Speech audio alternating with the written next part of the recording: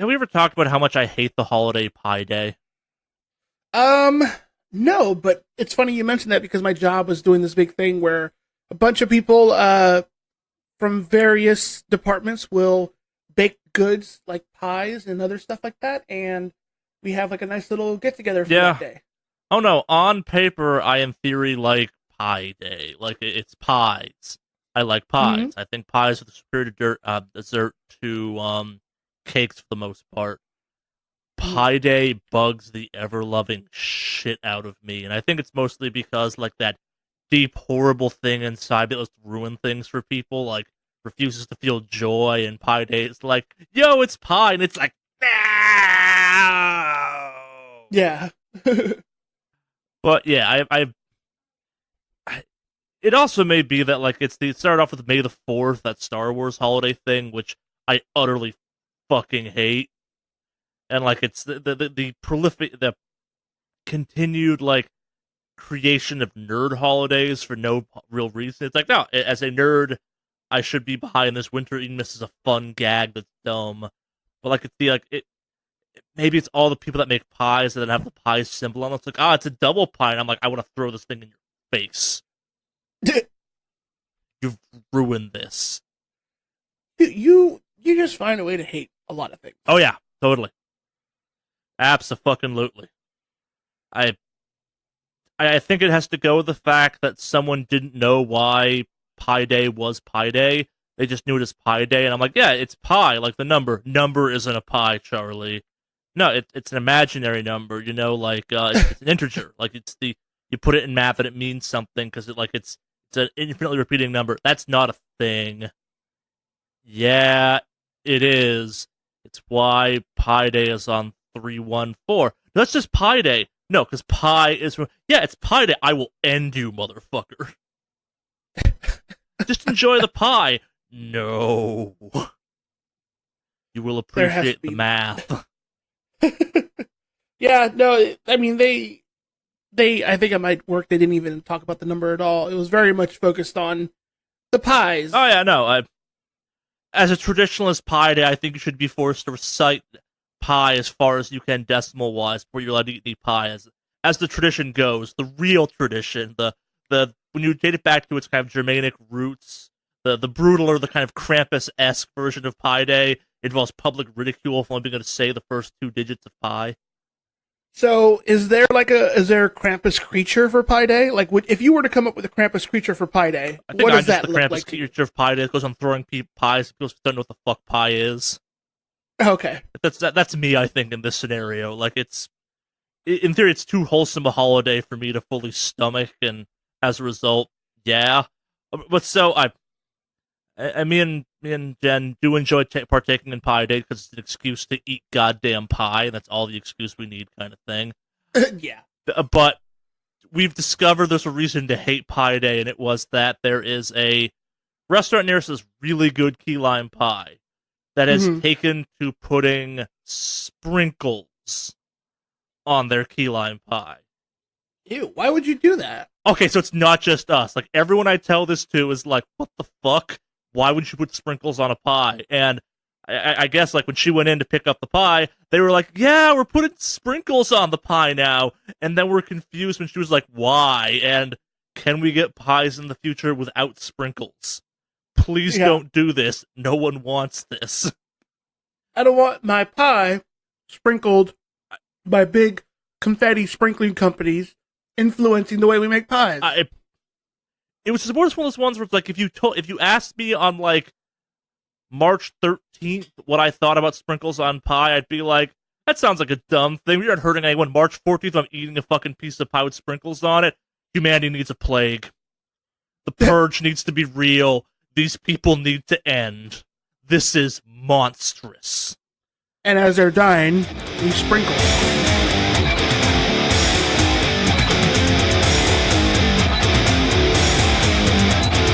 Hello and welcome to the Wicked Awesome Cast, episode 146. Woo! 146. It's the St. Patrick's Day edition, where we don't do anything special because I don't really do St. Patrick's Day because I'm afraid of going outside because there are people who are irresponsible when they drink. Well, I'm drinking already. Oh, well, there you go. Somebody is. So, good to go. I'm not, actually. You're not? I will be corning beef later, but beyond that, I live in LA. Like, St. Patrick's Day is not meant to be celebrated here. It's literally hostile to the people it's trying to celebrate. Fair enough. The sun will kill them, as proof by Jeff visiting. Aw, poor Jeff. Have you talked to him at all? Yeah. Oh, is he visiting right now? Is that No. what you mean? Oh, let's say, oh man, he's here. Oh my gosh. Oh, I didn't tidy up or anything. I'm so nervous. But yes, yeah, episode 146. It is just a duo today. Yep. We queued up as a duo. Henry's still doing the stuff we talked about last week. Hope he'll be back next week again. If we're not going to go in depth about it, if he wants to talk about it, he can talk about it. So, yeah. Well, you know what? I'm going to talk about it. He is currently engaged in battle. No, don't make jokes Jeff. on this one. He's in the Shadow Realm. Don't make jokes on this one, dude. Just gonna lay that on the line there, and don't make jokes on this one. This isn't some funny, like, this isn't some, like, nice not being here. This is more serious shit be fucked. Yeah. I'm sorry, Henry. I hope things are okay. Yeah. Okay. But yeah. He is physically and health-wise fine. Mentally, events are taking a pretty big toll on him. He's not doing great, as are a lot of other people directly affected by something that happened. Well, we wish you the best, sir. Yeah. In the meantime, though, Jeff is still in the Shadow Realm, so I will say that. What is your obsession with the Shadow Realm? Were you like some big closeted Yu-Gi-Oh fan or something? My obsession is your anger. Because you rarely get upset by the things I say, and you've taken a liking to destroying the things I love. Well, more often than not, but I feed off your anger. It makes a good podcast. Fair. I was gonna say, like, you constantly say shit that pisses me the fuck off. God, he's breathing still. That son of a bitch. What do I ruin next? But yes, episode 146, we're going to do some cool news. I know Charlie and I have actually got a chance to play some new games. One in particular that came out this week that I have actually been excited to play. And of course, I think Charlie has a different opinion on the matter, but I think we'll discuss it. Yeah. Yeah. So, let's tell me about your week, Charlie. What's been going on? My dog Scrump, Captain Scrump, for those who follow on Instagram, is officially 1 year old. Literally like a couple hours after last week's podcast recording, we actually went to a dog birthday party, which was surprisingly fun. Mm-hmm. There's a thing called the Zoom Room out here, which is like it's an indoor dog park. They have like agility training shit there, and because me, Jen, and the rest of the people that own dogs from this litter of pugs that we rescued out of are fucking monsters. We got all the dogs together, and they hung out and chased each other around and had fun, and Scrump did hurdles and stuff like that. It was stupid cute. That's really awesome. There was dog cake, which is a cake for dogs, not a cake made out of dogs. So I made a joke about that last week. It was a lot of fun. It was some wholesome, like, yeah, even I can't find fault with this. And like, I went in being like, this is gonna be kind of dumb, and by the end I'm like, no, I'm glad I came. This was fun. More people should like, if you've had your dog since like 6 weeks and you have like a weird Facebook community based around keeping track of the medical stuff with other like dogs from your litter and things. Again, like, we rescued, and like 3 of the dogs in the litter have like severe hemophilia and shit like that. So we've become a close-knit group, despite me being like, so I'm gonna become friends with a bunch of people because of my dog. That doesn't sound like it's like, no, put names to faces. I'm like, yeah. By the way, that is such an LA thing to happen. Oh, it's fucking LA as shit. That is LA as fuck. Yeah. That's great though. But you know what? It's funny because like I had a similar experience because my Leia, she's a rescue dog, but we adopted her through a like rescue dog agency and all that. Yeah. So, we haven't done a big meetup, but the owner keeps track of where they've gone and all that, and so we've run into a few of them in the past, and it's always nice to see them interact and have a good time. So, That's always been a lot of fun. But yeah, it's kind of interesting when you know they're from the same litter, if you will. Yep, and Scrump is definitely me and Jen's dog. The owner of the two parents of all the dogs was there with the parents, and Scrump got in a fight with her parents, which I'm like, this feels like us. This feels very on brand. This dog resonates with me at another level. Ah, yes, this is definitely my dog. A family gathering that she has to fight with her mom over. Got it. Good. This is how this works. Perfect. Yep. Truly, you are worthy of my house. Go forth, my herald. Scrump don't take no shit. No, she does not. I've seen the Insta posts. She has her own Russian tracksuit. This is true. It's not to make this fully dog talk this week. So the park we found out used to be a Nazi gathering place. Uh-huh. So I'm like, I'm kind of okay with this. Like, not the Nazi part, but like the idea of my dog taking the shit at a place Nazis used to gather, I'm super okay with. Like, yeah, my dog is literally crapping on your legacy. I approve of this. My part of LA is fucking weird. Yes, it is. You're officially in the what is it? Outskirts. Yeah, you're officially in those outskirts. Yeah. The weird, like, you're also like really melding into the stereotypical LA culture, if you will, with the dog stuff. Oh yeah, no, it was going to happen. We have a pug after all. I guess my final dog thing before we move on to like what people actually come here for. Like, you have a rescue, I have a rescue.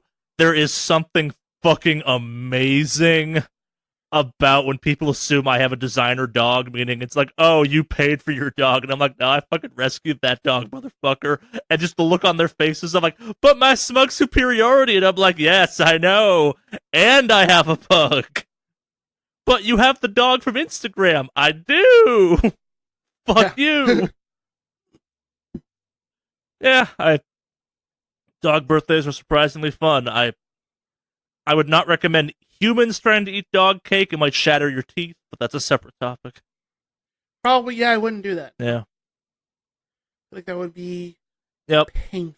Yes. If we're going to talk about the Division, though, I have an update from what I was playing around with last week. The that iPad remote play thing, it totally fucking works for my office. Like, I guess to clarify my mess up last week, I took it to an office intending to test it and never fucking bothered to test it.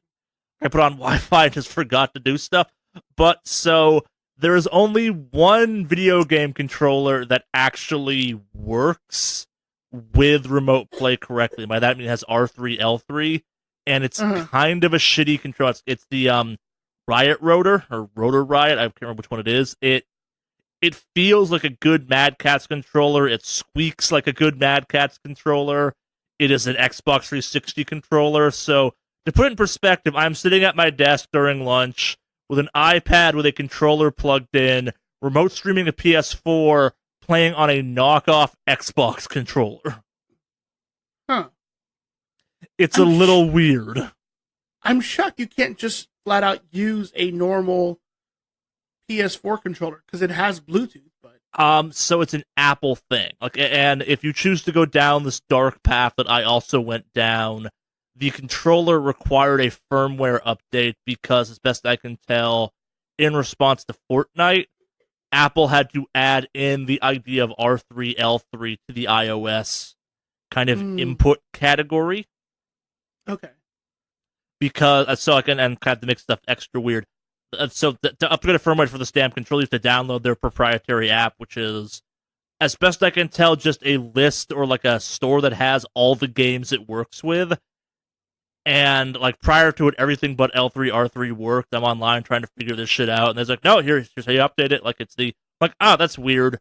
And yeah, but it's apparently like it's the you have to make sure your Apple's all the way up to date because the update that puts in L3, R3 is recent-ish, and then you have to update the controller because they added like functionality to it, which is absolutely bizarre. The idea of like we have buttons that doesn't recognize, but it also kind of makes sense. Yeah. No, but it's so. I have been taking my iPad fucking everywhere and trying it out because I find this technology fascinating, and Gambit during lunch break is really fucking fun. So I've been primarily testing it by playing Destiny, but I also played God of War. Like single player stuff definitely works better. Not necessarily because my connection was bad. We'll talk about that in a second. But because the controller I had is just kind of shitty. Like it. I would not want to play like competitive Overwatch A on a PS4, but B on this controller and C on my iPad remote playing into my PS4. That sounds like an insane thing to do. But I did play some Gambit from Destiny 2, which is my kind of primary test because it's multiplayer, online only, and requires kind of that like extra level of detail of everything. And I'm doing okay. I'm not jumping into like competitive play Crucible, but I'm serviceable. I'm not putting up like mad top scores in it, but it works better than it should. Like I'm playing multiplayer games on an iPad via remote play, which is an insane thought. And I'm good enough at those multiplayer games that I'm like, I'm not like this is not my best effort, but like I'm still better than half my team. Is there any weird lag at all? Not that I've noticed. I'm sure there is, and that might be part of the issue I'm having. Like it took me some time to dial in the sensitivity for the controller. It's a bad controller. It's got some weird like dead zones and stuff. I'm sure there's lag. I am sure that like my Gambit team is like, what the fuck is with this guy? He kind of sucks a little bit, and they're absolutely right. Like this is not an ideal way of playing this at all. Like playing it feels a little bit laggy, but like it worked. It worked fine. That's why I'm saying probably single player is a little bit better for this. But I would definitely recommend like if you're serious, like I am not advocating doing this at all. It's definitely kind of the wrong way to own a PS4. But if you own a PS4 and an iPad already, you can buy the controller I bought for like $30 off Amazon, and it makes the experience a billion times better. Like it makes it real cool. Real fucking weird, but real cool, and it works. It works really well. Yeah. Oh, but also to everyone who keeps emailing me about how I can totally do remote play on my PC for my PS4, I know that. That's not what I want. If I'm going to play on a PC, I want to play on a goddamn PC. Like, I want those 60 frames a second. That's not what I'm advocating for. I know you can do that, but the idea of having my PC stream from my PS4 and still have to use, like, a mouse and keyboard and still be capped at 30 frames a second looking like it's on a PS4, that's not what I want. I want to be able to transfer my account. That's all I want at this point. So stop emailing us about that. I know. I downloaded the app to play around with it some, and it's still like, it's not 30 frames a second. Or 60 frames a second, sorry. Yeah, you want to do your week before we talk about the Division 2, or is your week mostly the Division 2? No, I'm actually going to talk about all my outside adventures. Okay, let's do that, then we'll talk about Division 2. Okay, so, this week I had my girlfriend Mandy's family come up and visit, and it's been very fun. We actually went out and explored more Portland than we usually do. I like to stay in on one of my days off. But we went and did some cool stuff. We finally went to Multnomah Falls, which is a big, like, cool little touristy spot to go to, and it was really nice. They still had, like, you know where Multnomah Falls is by any chance? I've never heard of it. Okay. So it's supposed to be the second biggest, either second or third biggest naturally all year round occurring waterfall. So it happens all year round and it doesn't stop, and in terms of height, it's pretty high up there. Obviously, I think one of the other ones I think you leave is Yellowstone and Niagara, of course. So, let's see. Yeah, it's the second biggest in the US. But yeah, it was pretty fun. We went out there. Apparently there's some Pokemon stops. I've been playing more Pokemon Go as well. Really? So, yeah, I have actually. Have I told you about the Alliance at work? You mentioned it, but like, yeah, you mentioned it in passing. I think maybe you threatened last week to talk more about it this week, but yeah. So I did my first. I think I did my first raid this past week. I don't know if I did that last week, but I'm pretty sure it was this week. But we've been there are two big gyms at work that we go to, and we kind of just have an alliance where this, Instinct will take it from these times Valor will take it from these times, and then Mystic will take it from these times. And we just kind of rotate the schedule, and that way we can get our coins every day. Has anyone gone rogue yet? We usually actually stomp anybody who goes rogue. So they're kicked out of the alliance if you do it multiple times, and then anytime we see your character there, we will purposely focus your particular one down and let somebody else take a spot. The idea of a Pokemon Go alliance in 2019, but not really an alliance, like a gaming of the system where it's like, we all have to get along because this game's microtransactions are kind of shitty. Yeah, no, that's kind of what it is. So, but yeah, we do the big raids together, and every person from the group, like either your Valor, Instinct, or Mystic, can participate in a raid. The raid is only to take down the NPC big boss character. Oh yeah, I know. But yeah, so we've been doing that, and so I've been playing more, which is nice because now it turns out they actually added a real new feature that I really enjoy. They have it where you can sync they have a thing called Adventure Sync, and what it does is it syncs into your like Google Fit, which is what I use for my phone to track steps and all that. Mm-hmm. So even if you have the app, the game closed, it takes the steps you've taken on Google Fit and translates that into steps taken on Pokemon Go. That's a really smart thing. So you can hatch eggs. Because remember, the big thing was you had to walk around with the app open to hatch the eggs. Not anymore. So that is smart. Yeah, it's one of the nice upgrades they've done with that application since I think you and I actually really sat down and focused on it. Yeah, I think PvP's in the game now too, technically, isn't it? Yes, there is PvP in the game. You do have to be like really good friends with someone in order to like challenge them, so to speak, to do a trainer battle, I think, or something like that. But yeah, anyway. It's not the true spirit of Pokemon Go, which is like our eyes have met. Now we have to fuck these animals up. Yeah, pretty much. So, yeah, I've been doing that, and that's been fun. But yeah, I went to Multnomah Falls and captured the gym there, and I had it for like most of the day, which was kind of cool. So, did that. We drove up to Trillium Lake, which is all the way out in the Mount Hood area, and Mount Hood still has a fuck ton of snow. So that was really interesting to go to. Like, dude, you're north. Places will have a fuck ton of snow until like April. Yeah. So we went over there. We went over there, and like, you know how freeway signs are a certain height, you know, like not the ones that are over the highway themselves. Oh, are they buried up? The side.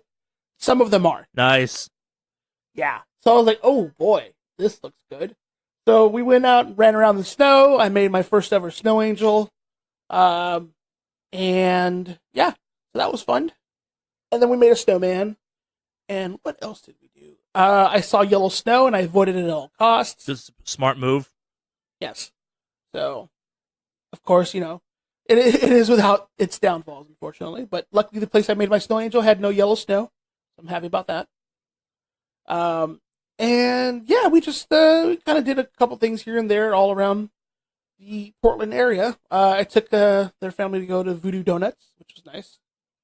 So, did you know they have a coffin of donuts available there?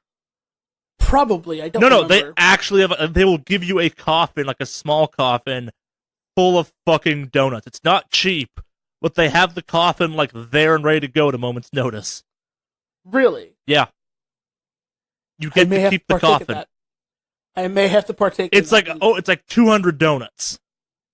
Jesus. It's not cheap. Oh boy. Yeah. Yeah. So you said it's a small coffin. I'm going to use a real messed up metric now, like for like a 12-year-old. So like a decent aged non-vaccinated kid. Sure. That's a terrible reference. I apologize, but yeah. Anyway, yeah. So it's I didn't know they had that. That's actually kind of twisted and so them for some reason. It's very on brand. Yeah. Yeah. Oh boy. Speaking of caskets, did you know Costco sold caskets? Yep. By the way, or not Costco. Oh, yeah. Yeah, Costco. Costco does. Yes. Yeah, that little tidbit came up during conversations this weekend too, for some reason. They have very affordable rates on coffins, for the record. Yeah. But yeah, it was nice. It was nice kind of seeing some familiar faces come up here and all that. And they also brought Snoopy, which is my girlfriend's dog that she's had since she was, 8. 15 maybe. No, less than that, like maybe 12. The dog is 15 years old, so she's an old lady. But yeah, it's they brought them along, and it was nice because Mandy. As sad as it sounds, this may be very much be the last time that Mandy sees her dog from of 15 years old, so to speak. So, but yeah, so that dog came up too and hanging out here right now, just kind of chilling. It's great.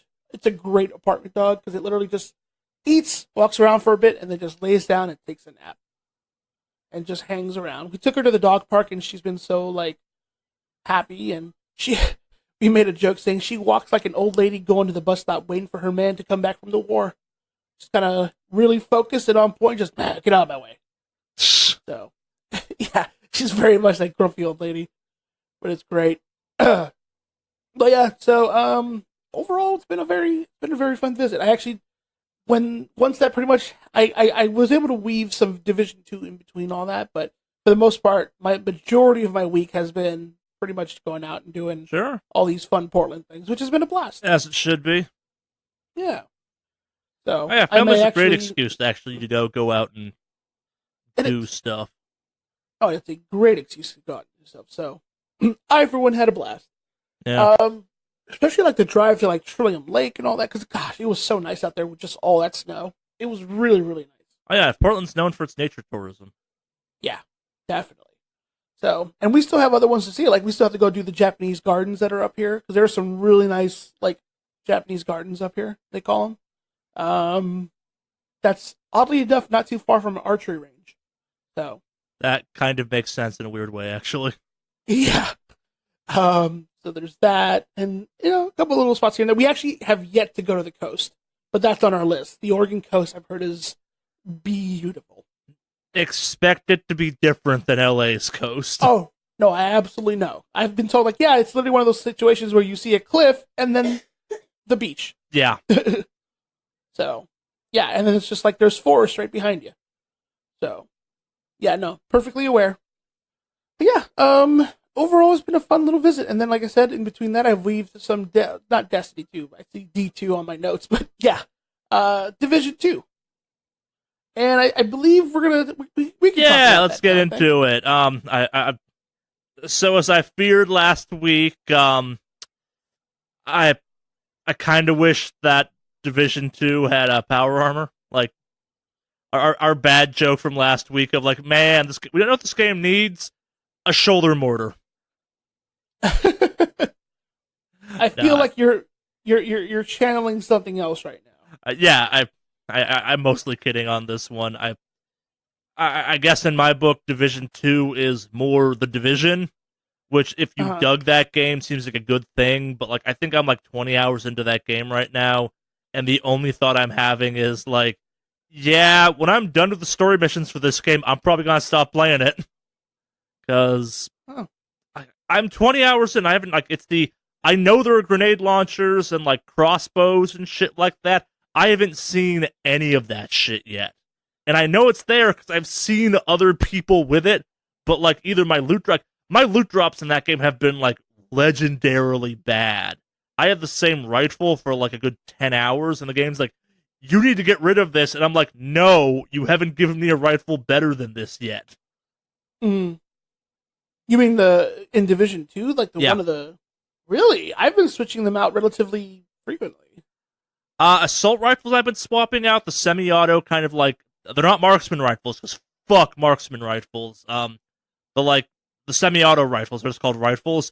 I had one I just had for a shit long time because I could not get a second one to drop that was better. And, those... Yeah, I like those. The semi-auto single pull. Yeah, those are really good. I actually just got one yesterday. That was an upgrade. Finally. Yeah, me too. I went from getting none to getting like a shit ton of them, going from like, oh, this is better, oh, this is better, oh, this is purple. That's good, actually, I think. Neat. And then I've got my other spot where I'm constantly swapping it out for whatever. But my loadout kind of sticks between that a rifle of some kind and something that shoots a hell of a lot faster. Let's get into it, I guess. Like, it's before we start critiquing it, like, let's start at the beginning. You're like 4 hours in, you said, or something? I'm about 4 or 5 hours in right now, Okay. but it's because, I mean, storyline wise, I really have not progressed that much, only because I do all the side capture, like the capture Yeah, points no, and me all the too, me side mission too. stuff. Yeah, I'm a sucker for doing that. And it's like, oh, I'm going to finish this one up. Oh, all of a sudden there's a question mark on the map. Oh yeah, Gotta go over there. you should totally do those too. I think like they are some of the better content of that game because those control points are fucking hard. Yeah. I dig how hard they are. Yeah, no, they're legit. Like they had an interesting twist. I Yeah. haven't done the ones where I follow one of the people getting sources and stuff. So what do you call it? What was it? No, yeah. Well, you follow them. They're going to gather like water and stuff, and you just follow them. There's a squad. Have you done those yet? Is that a thing or just I've seen them It's around? I think there's like a mission to do around that. it's not a mission, so to speak. It's just an NPC thing you can do where you follow them. They get attacked by a few waves. You defend them, and then they walk back and bring water.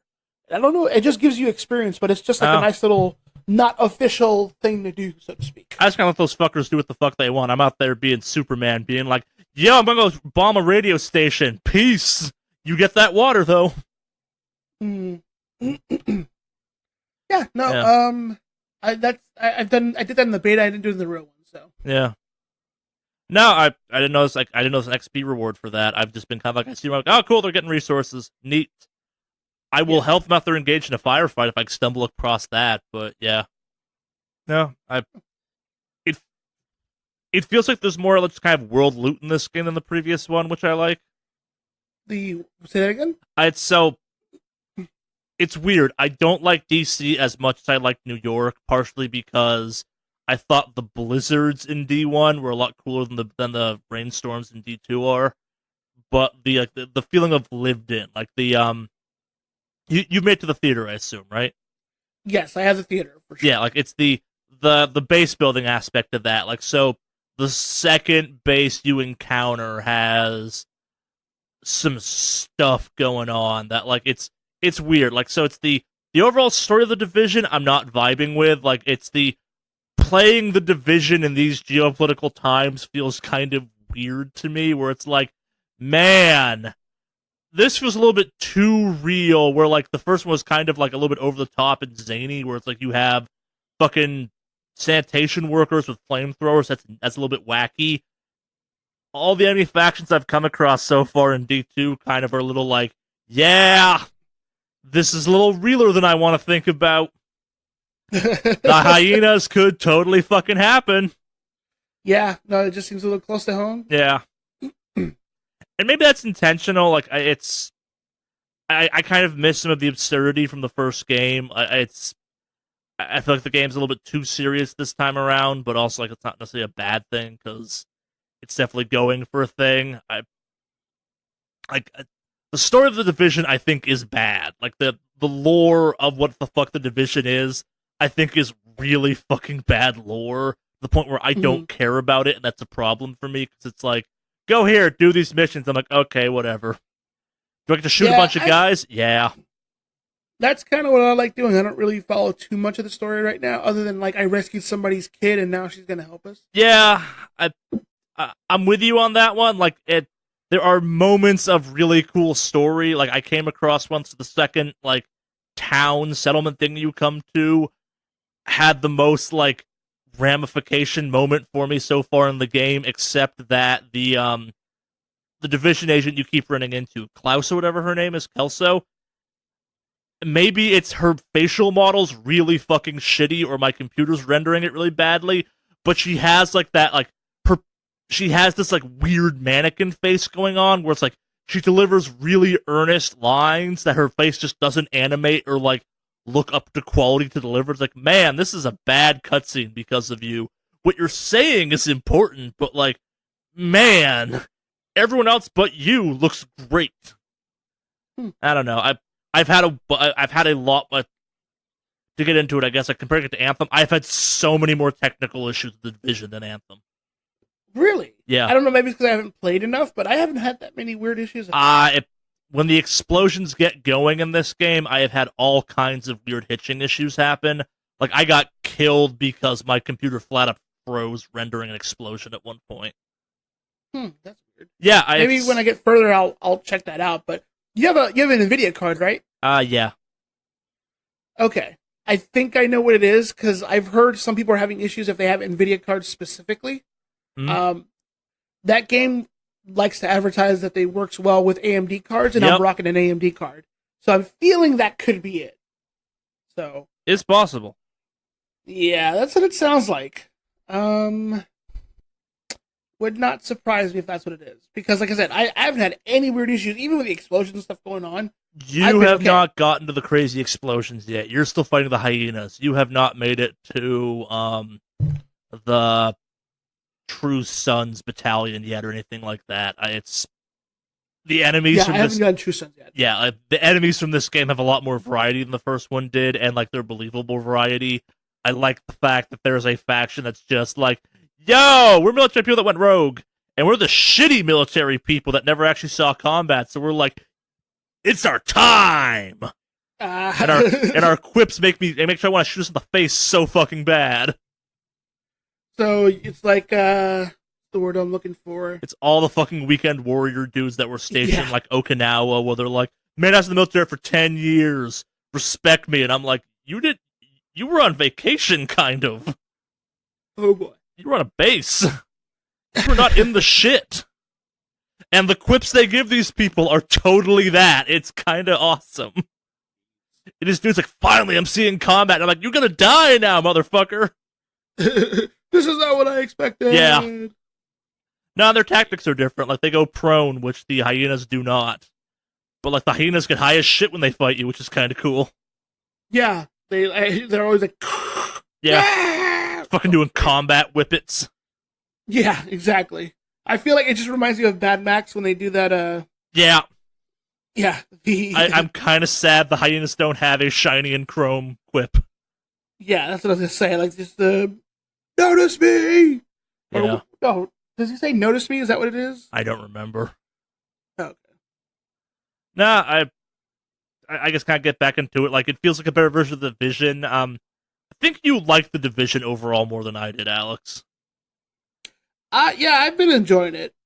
I haven't tried Anthem after that one beta, only because... Yeah, no, I've all the shit I've heard has been like, you know what? I don't feel like dealing with it. No, and don't get me wrong, I played like 20 hours of this game in 2.5 days. I'm obviously having fun with the game, but I think like it's gotten a lot of praise for, oh, the combat's so challenging, and I'm like, it's really not.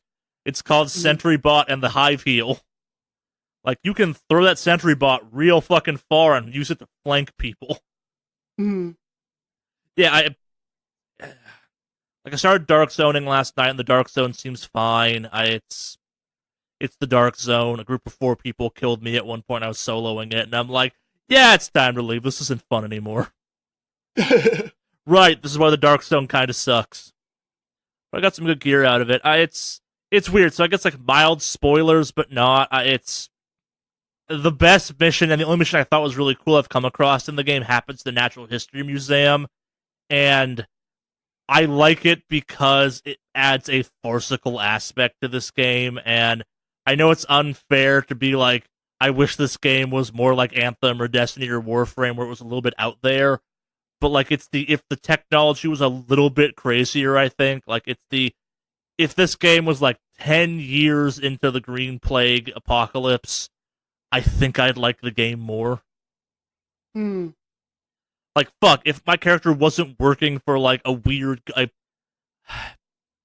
if I wasn't working for some weird, like, deep state covert military ops group, I also might like the game more. Like, if the idea of the Division was that, like, it was in the remnants of humanity, you form a squad and, like, you're well-trained, but, like, you're still just some guy, I might like the game better, because it's weird, because Ubisoft is out there still being like, this game is super not political. Spoilers, this game is political as shit, and it's handled really badly.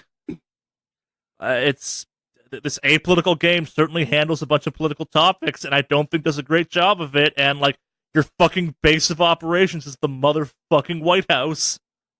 Maybe it's DC's just not a setting I like, I guess. Like, I kind of wish it was like LA or Chicago or like DC just feels weird. Like I get there's like cool monuments you can go see that makes it iconic, but like I don't know. I don't think of DC as a cool place to set a video game. Mm. Like I like New York a lot more than I like DC. I think like it's weird. New York was a better setting.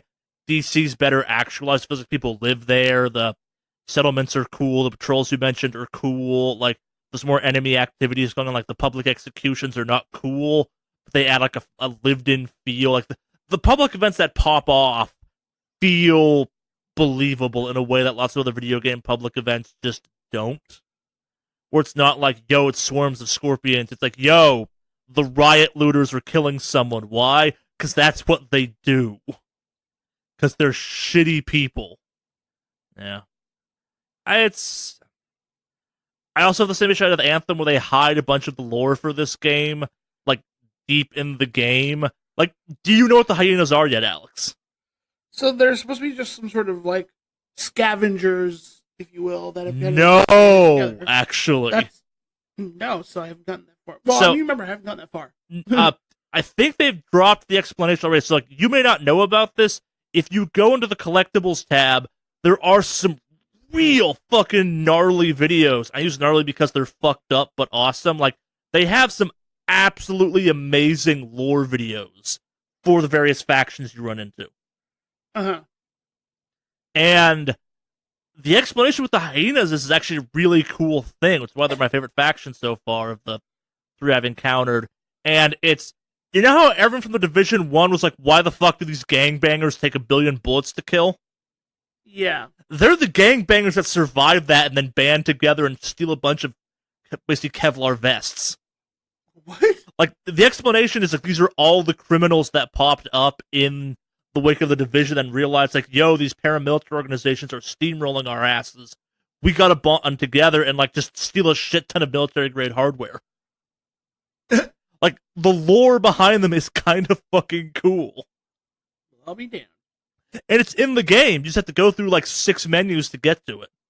And you have to know it's there. I only found it because the game, like, loves to put little flags on, like, hey, there's new stuff to look at. And I'm like, I gotta get rid of these flags because they bug me.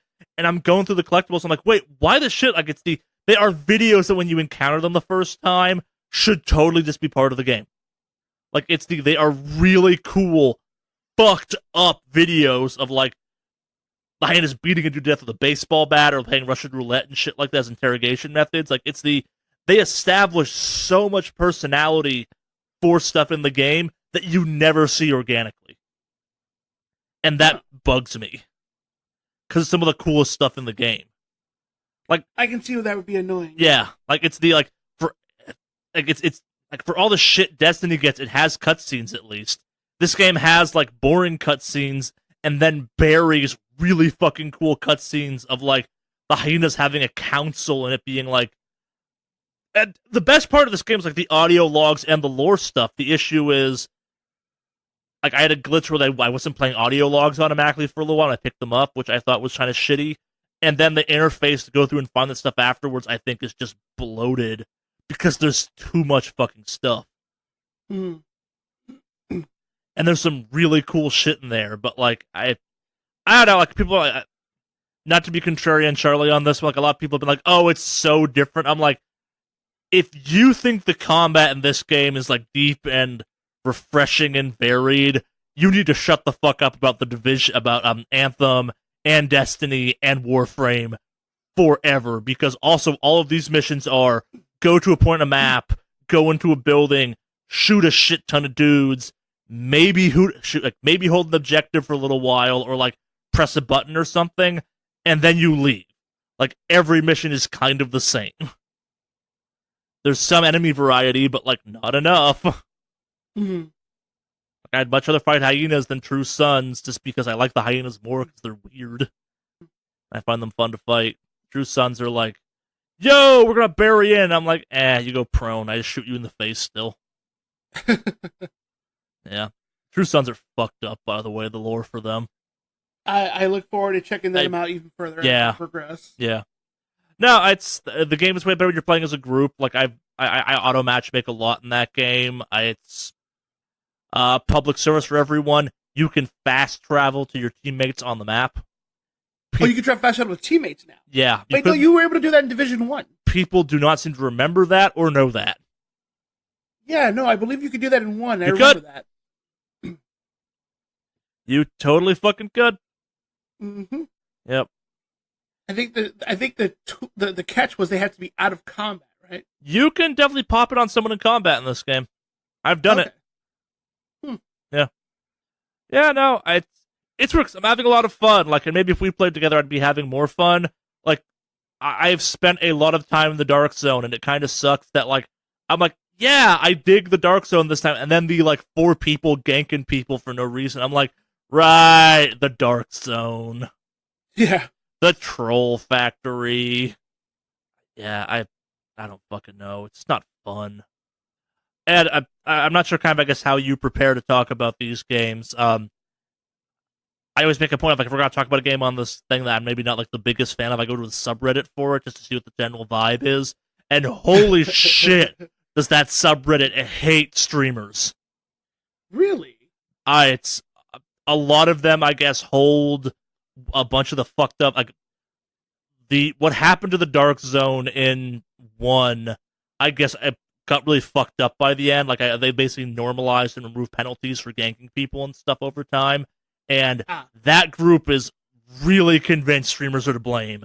And they outline a very compelling case for, yeah, fuck these people.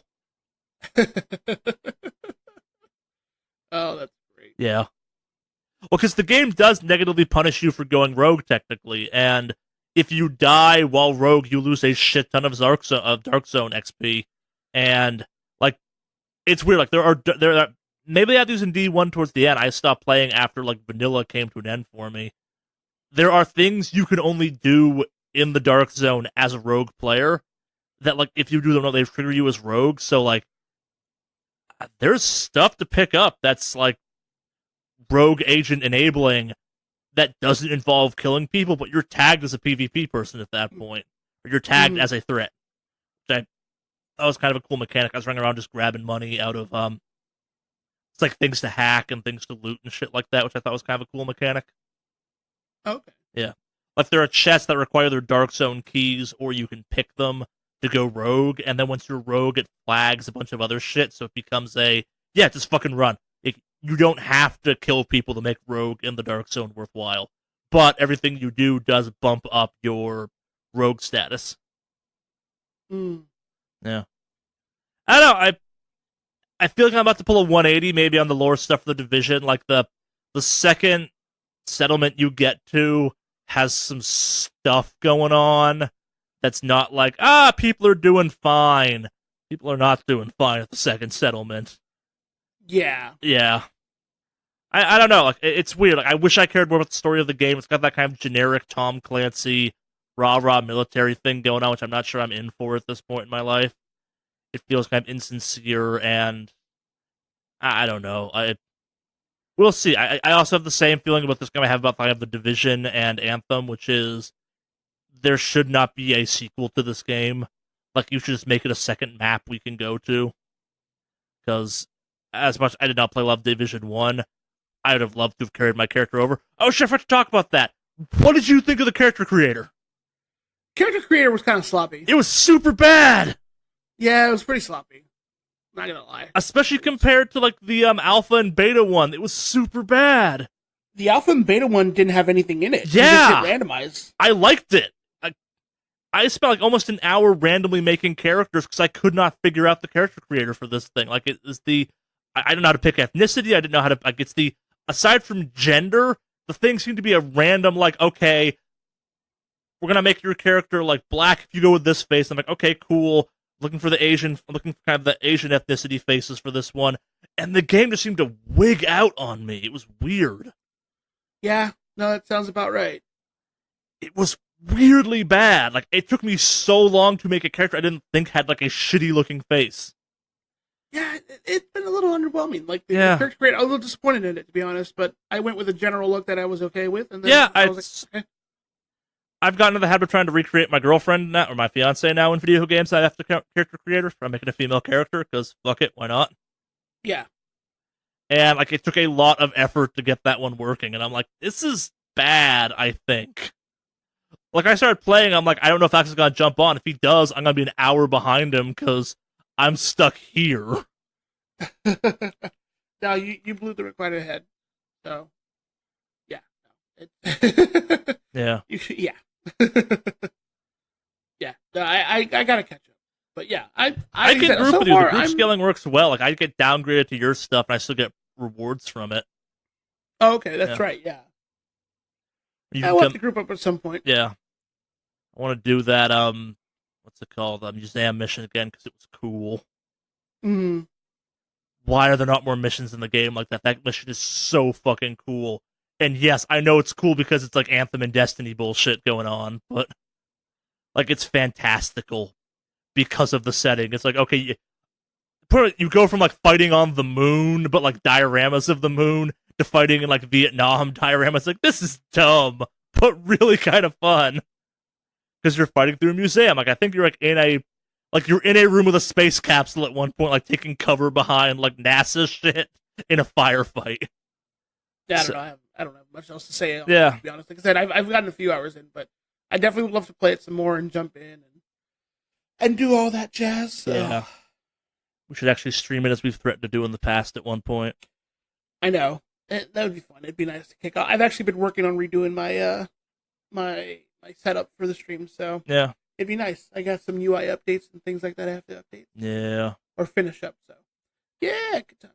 Oh shit, I technically worked on the studio yesterday. I took some measurements so I can actually get some shelving out there so we can start construction on it.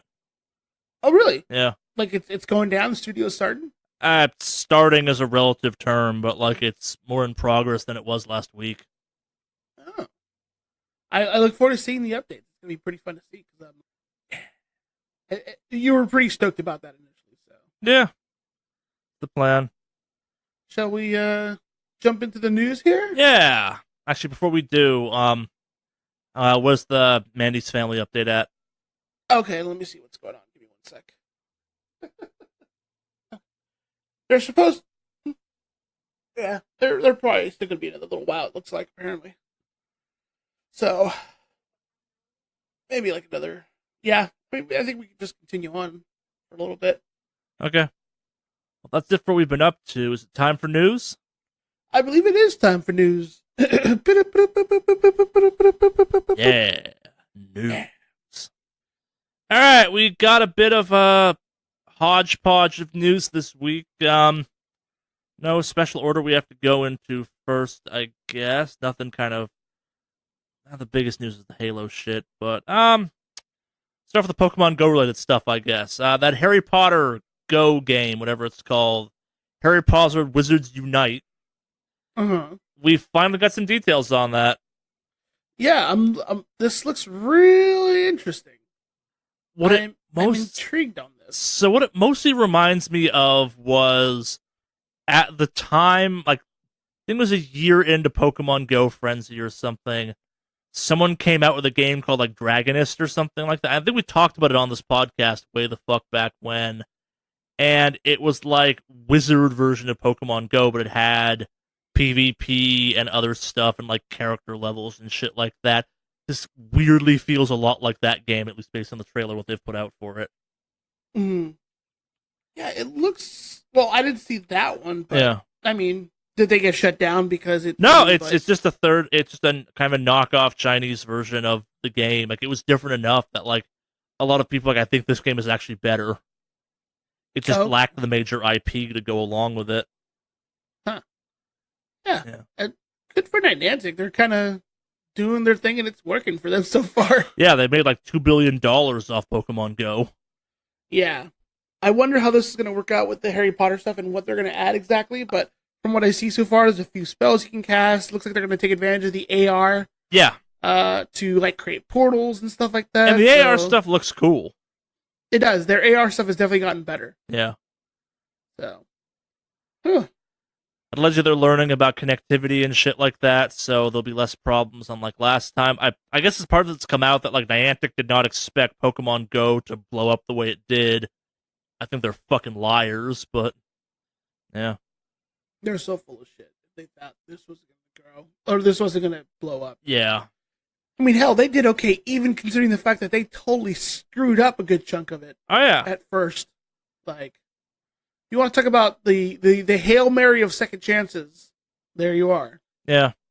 I guess to talk about this game in a little more detail. This game takes place in the Harry Potter universe after I don't know what you call it, calamity has transpired, meaning that like magical artifacts and beasts and creatures and people and I guess like memories and shit that's coming from their official press stuff has been thrown out into the Muggle world, and you're going to have to track it down. Like it's got the Pokemon Go aspect of capturing monsters.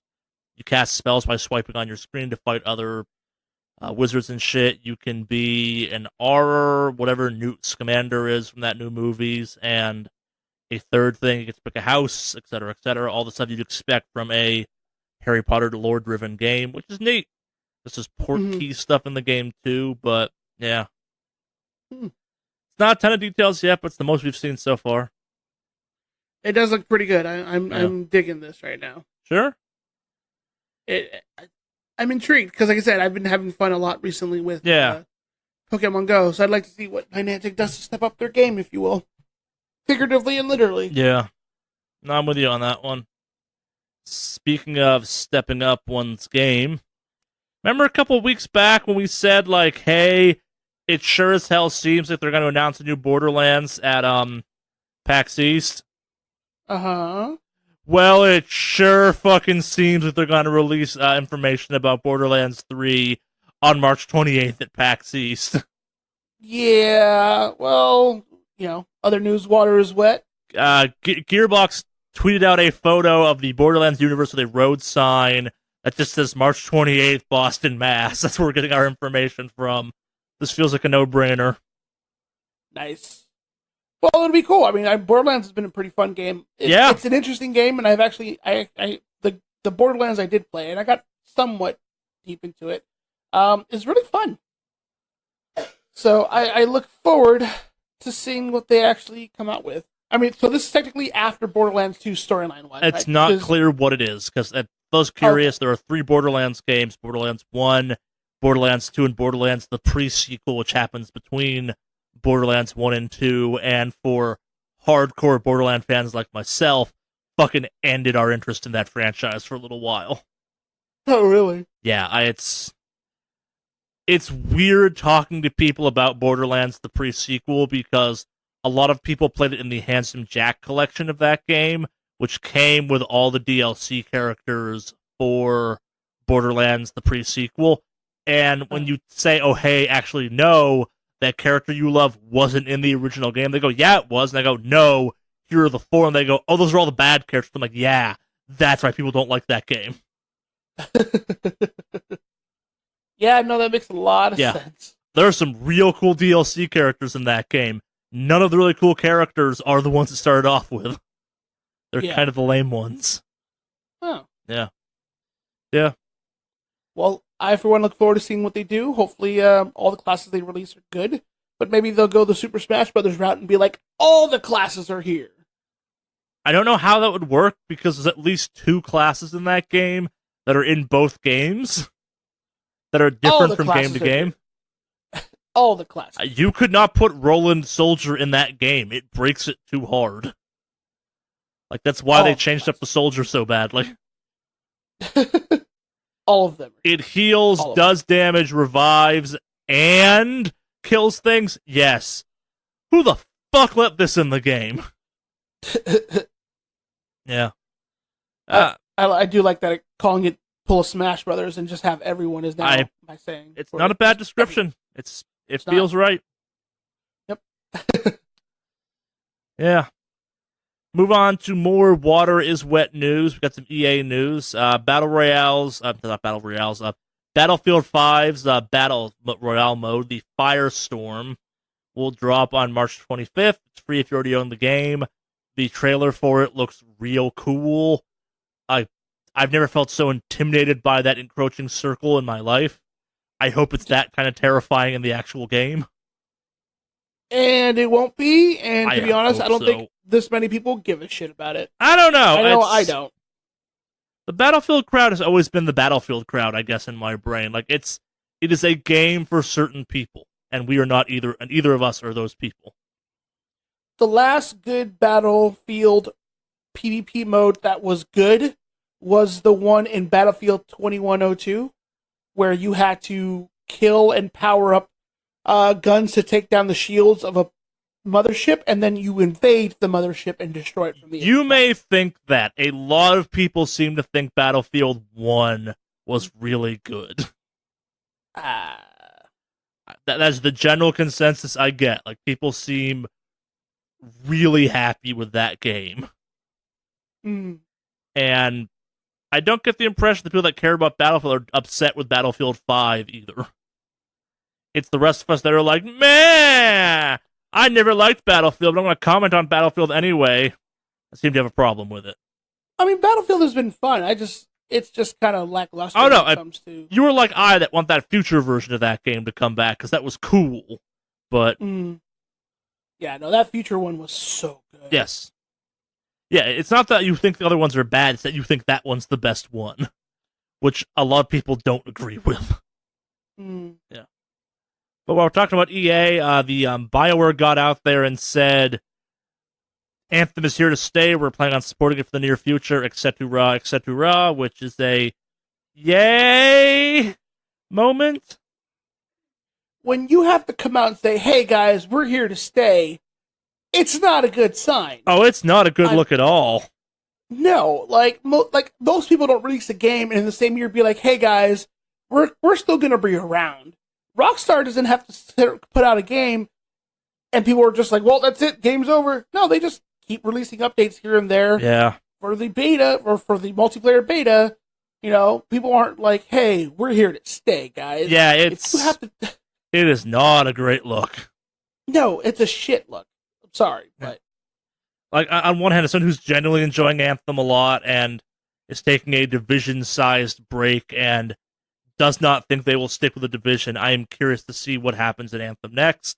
I think I'm off that game until they have a major kind of content update for it, but we'll see. I'm giving the Division its time, too. Like, it's growing on me. It is nice to hear that, like, they're not just, like, being, well, fuck it, we're out. And I guess, part of this, they're going through the process of disproving a lot of things people assumed. Like, I guess, like, the general consensus was that EA made BioWare make a Destiny clone, where it's like, no, this is actually the game BioWare wanted to make. Like, it's not perfect, I'm sure, but, like, it's the... Anthem was not, like, by EA sitting there going, like, you know, you should make a Destiny.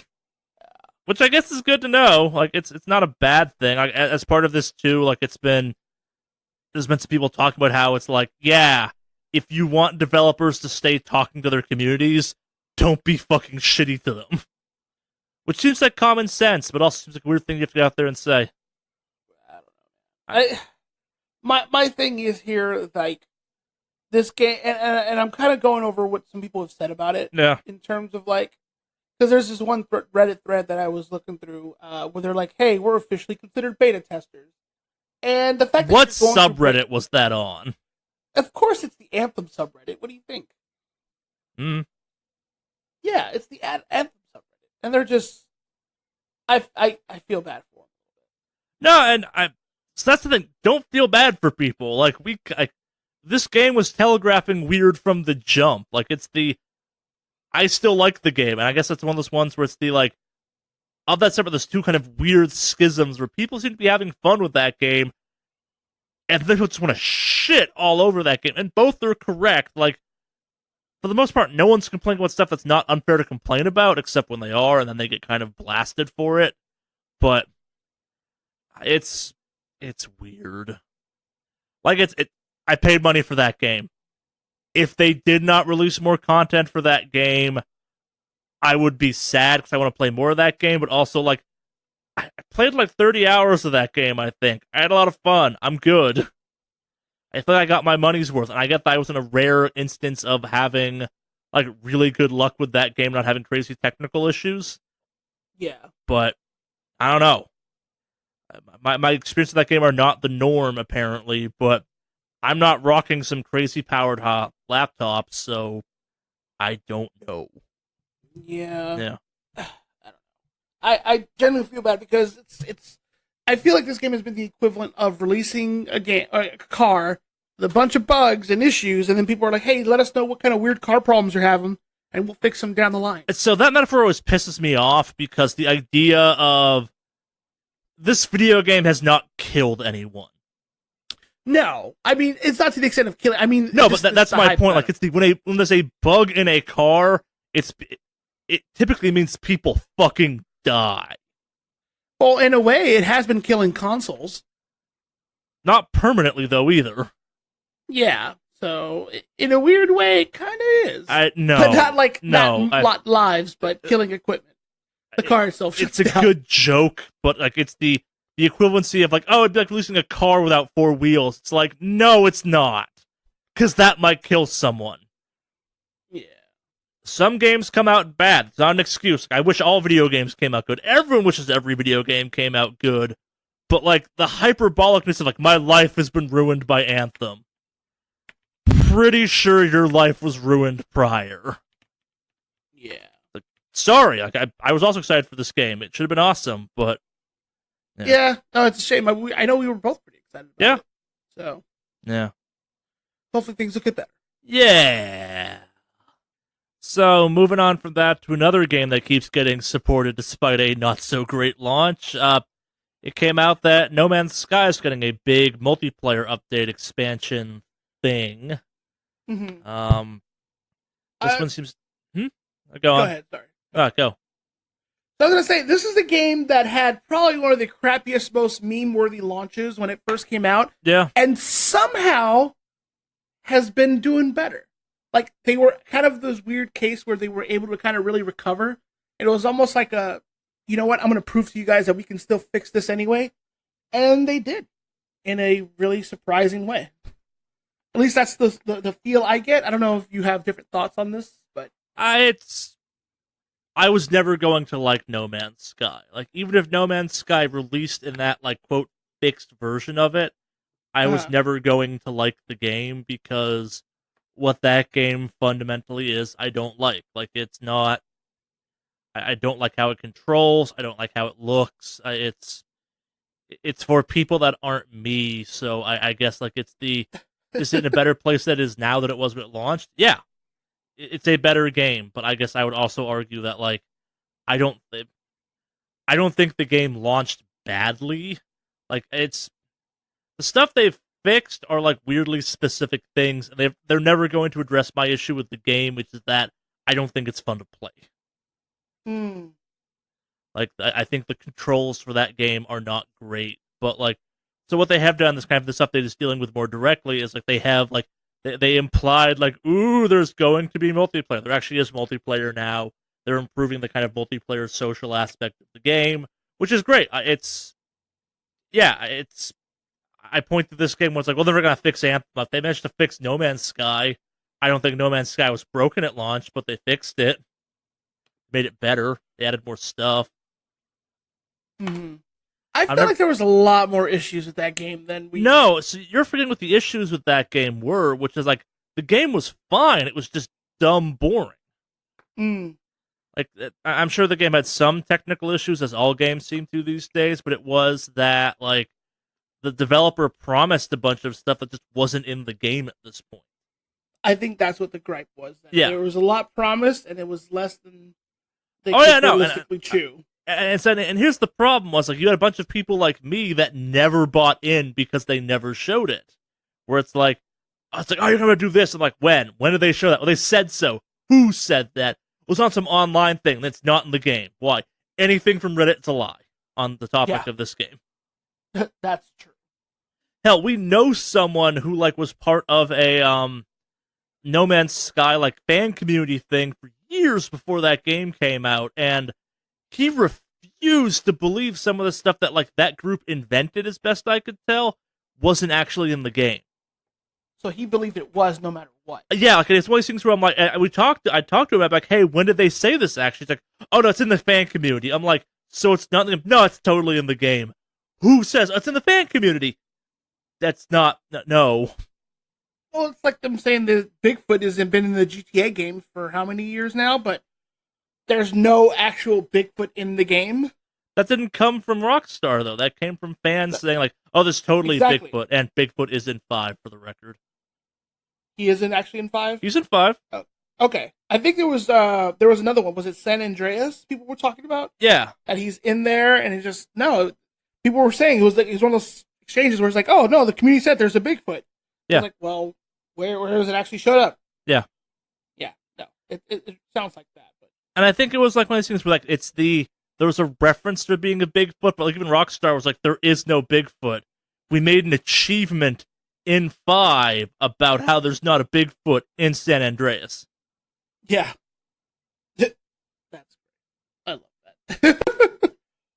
Yeah. Yeah, no, I mean, kudos to No Man's Sky. I guess even kudos to the guys who worked on that because they're like, you know what, we're gonna keep going. We're gonna see this through. I don't know what their monetization model is at this point. I've not checked with that game. Like, are there microtransactions with that game at this point? I don't know. I don't think so. I haven't heard anything about any microtransactions now that you mention it. Maybe they just made way too much fucking money at one point in time. I don't know. Probably, but I think they were also kind of. They're a small studio, so maybe they can't afford to just switch to being microtransactions and hitting you with the "I'm sorry, We're sorry. I'm so sorry, we're sorry." Yeah.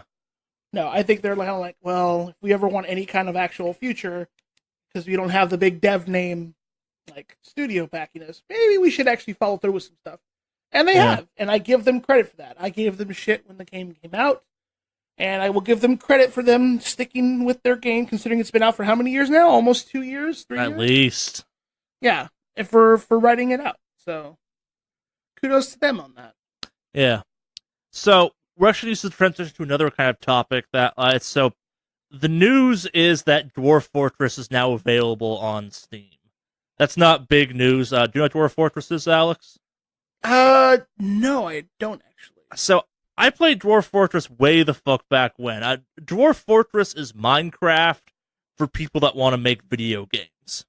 Mm-hmm. It's a very kind of in-depth game where kind of if you can figure out how to make it happen based on the stuff in the game, you can make it happen. And it launched in 2006, if I'm remembering correctly, and it's been kind of getting consistent updates since then. I think it's a brother team. It's a very small team. I think it's 2 people. I think their brothers are the ones behind it, and they kind of kickstart every once in a while a campaign for it, and then live off that kickstarted campaign and make more updates for it and stuff. And it's 2D pixel art stuff. It's a cool game. It's again a not for me, but what they're doing is real fucking cool. Mm-hmm. Like you're building cities. It's kind of a sim game in that case. One cannot describe what Dwarf Fortress is to a certain extent. But what is important to talk about in this case is the reason they're launching on Steam. Previously, it was just kind of a download, but give us some money and download off our website type of situation. So, and this is kind of thing I don't think we'll ever talk about that much in context to kind of indie video games or even streaming to a certain extent. Being an indie dev in the US is fucking hard. Being a streamer in the US, also hard. Like, if you look at the people that are streamers and are indie developers, they're very often not US located for a very weirdly specific reason, which is we got fucked up health insurance in the US. Confirmed, yes. Yeah. And it's interesting, I guess, like, what makes this newsworthy, I guess, is the devs specifically cite the fact that to afford health insurance, like if they needed to pay for health insurance style things as they get older, it would probably bankrupt them because they're paying either they don't have health insurance or they're paying through kind of the open market stuff, and they need a more consistent revenue model now. Like what's been working up till now no longer works because, hey, we might actually have to use this at some point in the near future as we get older, and yeah. And I kind of actually want to take this as a time to talk about, like, I know we talk about PewDiePie in a negative way a lot on this channel, or on this podcast, and we may talk about Ninja in a couple minutes, actually. I'm not sure I put on the news docket, because he got paid $1 million to play Apex that first day, apparently. There we talked about I Ninja. heard about that, yes. I heard about that. I know lots of people want to grow up and be streamers and stuff like that. the thing a lot of people forget, especially in the US at least, I'm not saying streamers were specifically US, but if you're in a country where you can just go to a place and get medical treatment, that eliminates a lot of potential financial problems. Like, housing's a lot better in some other countries too with some frequency. Being in the US where a lot of stuff's not subsidized or not state funded kind of fucking sucks because, like, so I'm not sure if you've ever done this, Alex. Like, if SWS ever took off enough, it was actually making real money. I at one point figured out how much money I'd have to make a month to essentially kind of be able to go full time with the SWS channel stuff. And it's not as simple as like, oh, as long as you're making kind of X what you made a month, you're fine. It's actually not. It was X I made a month plus whatever the hell it cost to cover health insurance. Yeah. Which was like an extra $200-300 at a minimum. I wanted really shitty health insurance. Yeah, and that's consistently making that. And the thing is, what people don't know, with streamers and a lot of that stuff fluctuates. They're freelancers. Yep. You're not always going to get the same amount you make. Sometimes you'll make more, sometimes you'll make less. Yeah, like, go back to PewDiePie for a second. Like, the story of how he used to be a hot dog and a stick guy, it's way easier to go from being a fast food person to a streamer when you're not dependent on something for health insurance. Yep. That's why people often are get stuck in real shitty jobs in the U.S. and other places where are kind of like health insurance is linked to your job. I digress. Like, and part of me actually wonders, like, if you go back to the Hello Games guys, which are the No Man's Skies guy for a second, like, it's if you have a team of 20 and you made like $8 billion off of it, and you're only stuck paying kind of rent and people's salaries, that goes a long ass way, hypothetically. Yeah. I like to stream. Like, I've talked about wanting to stream more and more, but realistically, like, I would probably never quit my job until it was super profitable. Like, no, and that's the problem. Like, it's the tipping point between profitable and super profitable is the time constraint. Yeah. Yeah. I don't know if I ever will, but I'd be happy to make some extra money on the side. That'd be swell. Neither of us are popular enough on the internet for that. Yeah. So I guess moving on to that, something else while we're still talking about Steam. Steam has gotten out there and officially said, yeah, we're going to start taking review bombs out of review scores on our site. Which I kind of thought they already did, but so they will remove off-topic review bombs from Steam scores is the official kind of headline of this. Good. I mean, yeah, that means though somebody's going to have to manually moderate these, I guess, somehow. Because otherwise, I mean, it's like Google saying, hey, we're going to remove this stuff, and they're totally reliant on an algorithm. So, as someone who has no loyalty to Steam, like, of the two of us, I think you have a more loyalty to Steam. Like, it's to hear devs talk about why they like Epic Games Store because people can't review bomb on it. You can't fuck with the game's rating just because you don't like a situation. Like, fuck, think of the shit that happened with Metro a month or so ago at this point, where, like, through kind of shitty business, it wound up on the Epic Store. That's fine. They were still honoring sales on Steam, and people went back and review bombed previous titles. Because fuck that company at that point. Huh. Well, yeah, I mean, I've heard about that. I do like the weird meme ones, but not the actual ones that are just going after people. Yeah, and that's what they're getting at, I think. They've not said how they're going to do that, but they've said they're officially going to start targeting it, which I think is a good thing, because it's like the Rotten Tomatoes thing, where it's like, you can review stuff and give it a negative review, that's fine, but like if it's I don't like this because of something not related to this at all, like that's kind of shitty. Like, it's Metro games should not suffer because business was done and now you have to go to a different platform to buy the game. Fuck that. Yeah. Stop throwing your temper tantrum. Yeah. I'm trying to think of, I don't really have that much of a loyalty to Steam, but I don't know. I will say the Epic Store is pretty shit tier right now, though. Like, I will agree with that. But So, speaking of the Epic Store, they put a roadmap out this week that basically outlines the path they're going to go down. They're going to add mod support in the future. Like, all the things you'd expect from a store are coming. Like, it's a new store. It's a beta of a store. Like, the store, apparently, like, of the new features they've added, so you can now do a store search. There's free game notifications, code redemption, improvements, collection. They are working on it. In the next, 1 to 3 months, they're adding search by game and tag, improvements to offline mode, install management under the hood overhaul, I guess. I'm not sure what the fuck that means. Store video hosting, store page redesign, improve DLC support, cloud saves, add-on purchase checks, and improve patch sizes.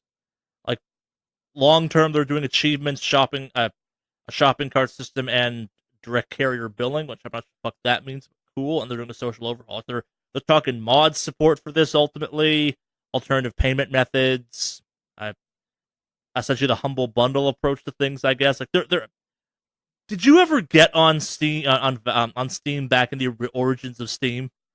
yes, I was actually on Steam really early, actually. Remember how shit it was back then? Yeah, no, it was definitely shitty Yeah. back then. So I was still okay with buying games that were not Steam-based. Yeah. Yeah, like it sounds like Epic is working towards what you'd expect. Like, the Epic Store's only been out since what? Like December of last year? Yeah, no, it's relatively new, but Yeah. I mean that's fine. They have their time to kind of build up. I will say right now though, it's Yeah. a crappy place.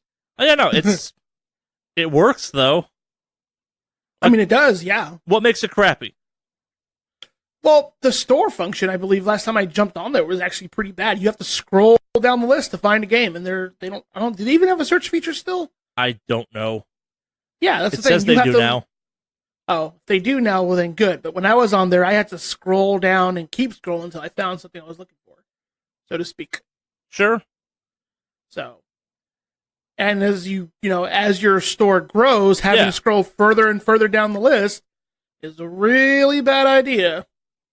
And I think they're addressing, like, we could confirm right now if there's a search functionality. I just don't care to. Like, I'm pretty sure last time I was on there it had search.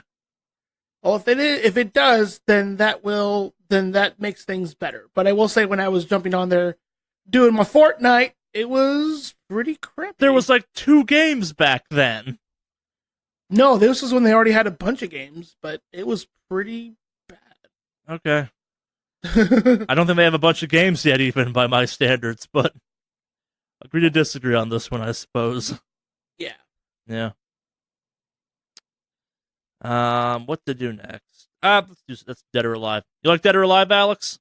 Yes, I do enjoy Dead or Alive. Sure. I mean, it's known for its realistic volleyball simulator. Yes, and 100% not weird at all, not creepy at all. Volleyball simulator makers, Dead or Alive. No. So, there's a new Dead or Alive 6 out right now. It's being pretty well received, and already there's a free-to-play version of it, meaning you can try Dead or Alive 6 for free right now. Oh, boy. No, already in a good way, because if you like the game, you can then go buy the $60 version of it, because the monetization options for that free-to-play version are fucking criminal, it seems. Yeah, that's what I was saying. I'm sure it's fucking garbage. Oh, yeah. To get all the content in the $60 version will cost you $120, I think, is what I saw. What? Yeah. Wow. That's fucking criminal. Jesus. Mm-hmm. Yeah. What is it with fighting game devs doing scummy shit? Well, let me rephrase that. What is it with gaming industry companies now resorting to scummy shit? Yep. Remember when things were a lot better? Yep. Let's do some real quick math quickly. Yeah, let's I don't even want to do the math because it just makes me so mad to think about. Oh, but I like getting you mad at math. It's fun math. No. Sorry, 140, we'll call it $148, so $150 is what you have to spend to kind of get all of the stuff that comes with the Dead or Alive 6 core fighter starter pack, if you will. That's all the different parts that make it up. Fuck. It's not great. Yeah. Nope. Nope. That's a big nope. That's a big just fuck you nope. Yep. Especially because you can get the game for $50. Yeah.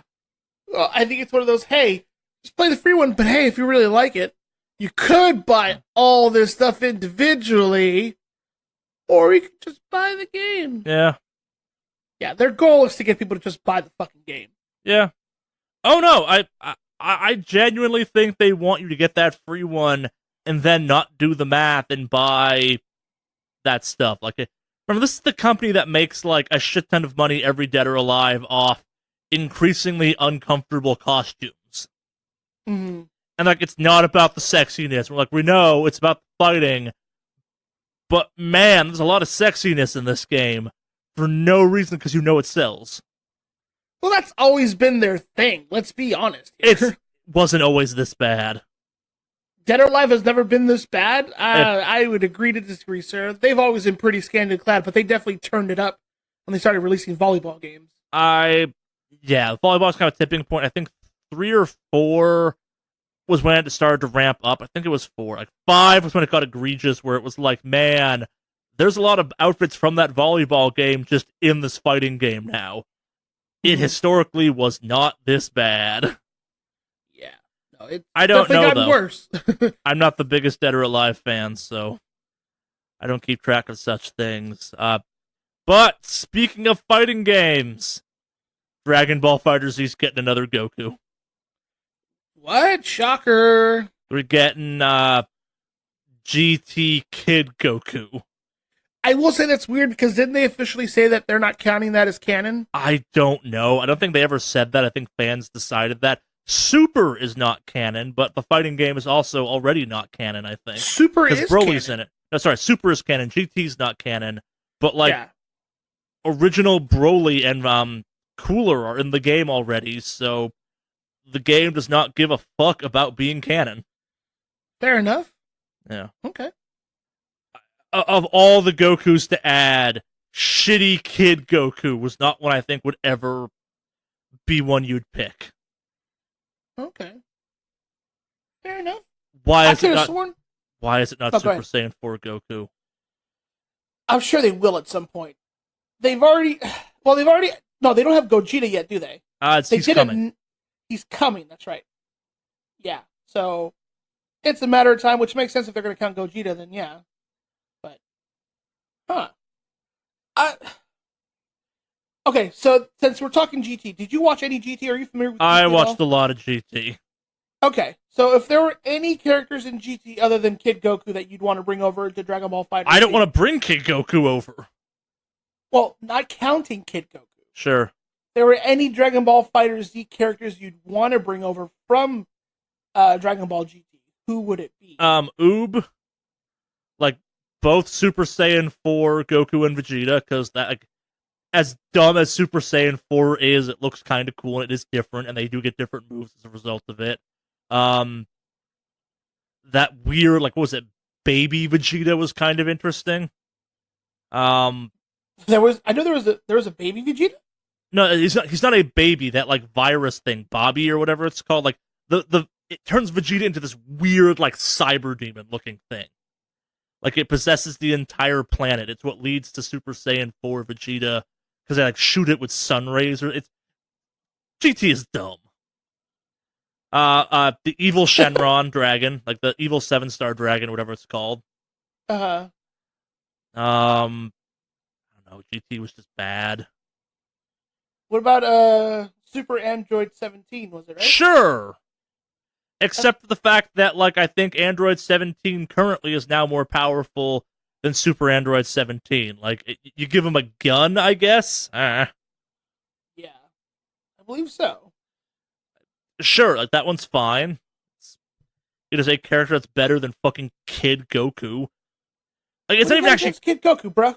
Well, it's not even Kid Goku. If it was Kid Goku from, like, Dragon Ball, then I'd be fine. But this is GT Kid Goku, which is adult Goku turned back into a kid for reasons. Yeah, I don't remember exactly why. Did you forget about this bullshit? No, I remember he got turned. Yeah. My understanding was he got turned back into a kid because he wanted to get stronger even more again and wanted more time sure, to do so. That sounds like a thing that Goku would say, yeah. Yeah, only his body couldn't handle the Super Saiyan 3 transportation for much long at all. So he's only temporarily Super Saiyan 3. Yeah, like the article we pulled this from mentions like the power pole, which I don't even remember showing up in GT. Like that's some classic Goku. The pole that would extend and he'd ride around on the cloud with. Yeah, I remember that. He had was that in GT? I believe so. Yeah, because and not just original Dragon Ball. He had it in original, but I think he also had it in. I can't remember. Yeah, It's been so long. I've blocked GT from my memory, except Super Saiyan 4 looks cool and dumb, and that Shenron, and that evil Shenron dragon, like makes sense. Yeah. Yeah. No, I'm glad they're going out and picking all these weird characters, which means they're probably. I wouldn't be surprised if they're okay with starting to pull from other movies as well. Then. Sure. Who else would you want at this point? Like. What was that evil devil-looking thing that they had Gogeta fight the first time? Oh, fuck, I don't know. I want the fat one, not the skinny one for that one. You're thinking Boo. Boo is the skinny one. You're afraid the first form of that devil thing was fat. Really? It was a big blob monster thing. Oh, okay. Yeah. It then like got ripped in half and sucked inside of itself, then turned into that thing. But unless I'm mixing up my movies, but yeah, no. The thing you were talking about like starts off as this like big Jabba the Hutt ass Dragon Ball character. Mm-hmm. Okay, yeah, no, I don't remember that one. I just remember the devil looking one in that weird little universe. But yeah, what other ones are there now that we think about it? Like, what they have most of the good ones at this point. Like, there's some stuff from like Super you could pull in, but like no one's clamoring for it. Like what's her name? Cauliflower, female Broly. Yeah, that's right. Yes, she'll be on. She's be a good one. Well, just because they've announced they're bringing Dragon Ball Super Broly, and I want an all Broly team. Yeah, true. There's also well, they already have Jiren. Yeah. Fucking day. Now I'm trying to think. Hercule or Mr. Satan, depending which version you watched. Like he's not in the game yet, but like it's every franchise needs its Dan. Dude, you know what though? Well, technically they already have Yamcha as the Dan, but apparently he's stupid good in the fucking game. He can be stupid good. By himself, he is bad. He's good at comboing. Yeah, like he. Yeah. Who else? Is Tien in the game? Yeah, Tien's in the game. Tien's in the game. Yes. He has the Yamcha explosion thing. Chaozu explosion thing. Oh, not Yamcha. Well, it should be Yamcha. Yamcha's useless. Yes. They just got what's his name, Videl, which is really cool. Yeah, who has great Saiyaman as a result of that. I don't know, Kid Gohan would be cool, I guess. They already have Kid Gohan. Do they? Well, they have Super Saiyan 2 Gohan, the young one. Okay, yeah, that fought Cell. Yes. He's in the game. There's also who else? Oh, come on. There was someone else I was thinking of. That'd be great. Maybe the wolf guys would be one from Super. Oh, there's also that weird Dragon Ball Heroes. Have you seen that? I have not watched that. I've stayed the fuck away from that because I was told to stay the fuck away from that. It's fucking weird. As someone who's not finished all of Super yet, because I'm like, I'm waiting for the English dub because I can't watch Dragon Ball subtitled. Okay.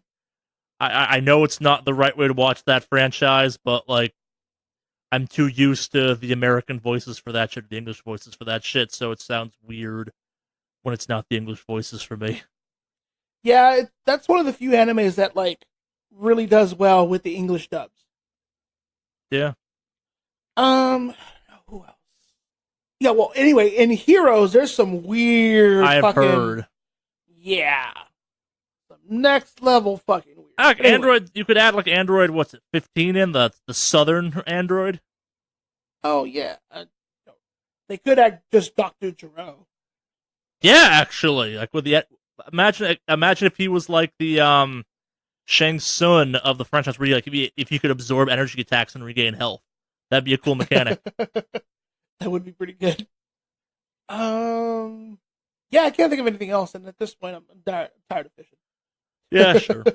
I'm sure there's obvious ones we're forgetting. Like, it's put Raditz in. Fuck it, put Raditz in. Oh, Rat. Yeah, that would be a good one too. Actually, The Yamcha of the villains. he was the Yamcha. Yeah, he was. Womp womp. Like, you could put Lord Slug in, I guess, if you wanted to, but why the fuck would you? I think they're putting Super Broly in at some point. Like, fuck, as much as you could put Bio Broly in. You shouldn't put Bio Broly in, but you could put Bio Broly in.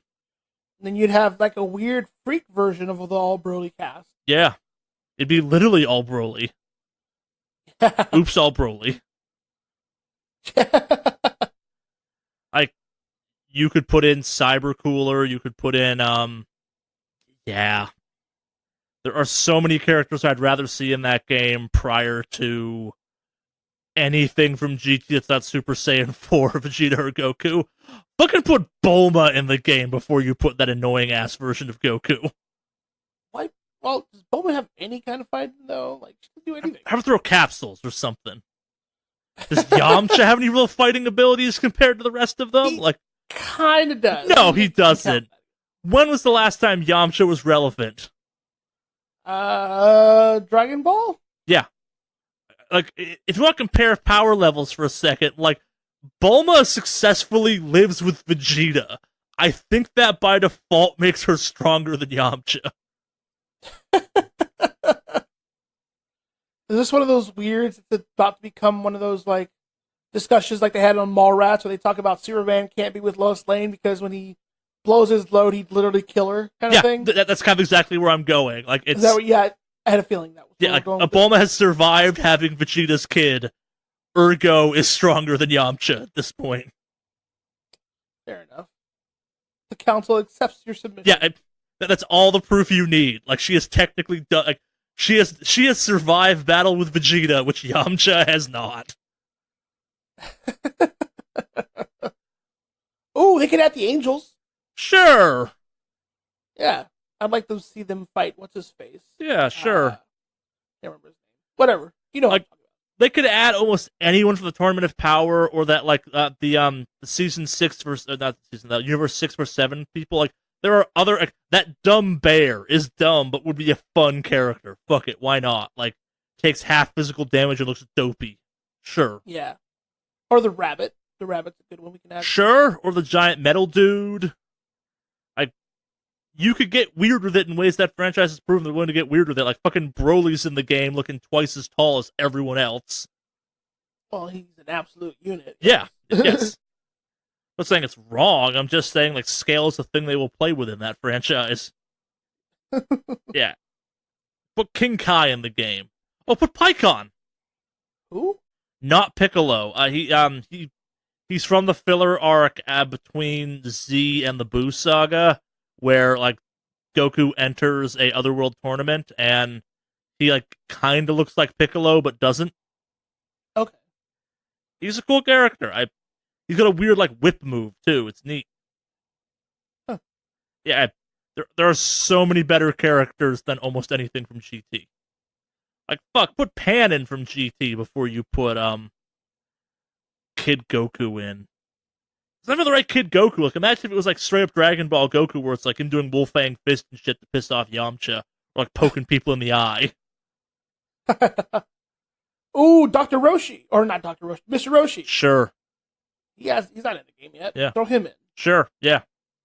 Let him get swole and extra uncomfortably aggressive. Oh, yes. He is pretty crazy swole, though. Like, you could put Popo in the game just to make everyone uncomfortable. Like, make it Dragon Ball Z abridged Popo, so he's just, like, murdering fools. That Popo would be horrible. Can you imagine? I already know now, like, I can see it. Popo shows up on the screen, all of a sudden Twitch chat is just spamming certain emotes. Yeah, oh yeah, no. Popo is a problem. Popo is a problem. Yeah, the 5-0 is a problem. The Popo.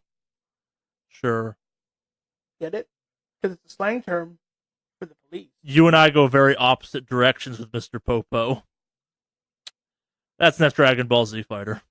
I think, yeah, we're good. Yeah, yes, we have plumbed the depths on that one. Where to go next?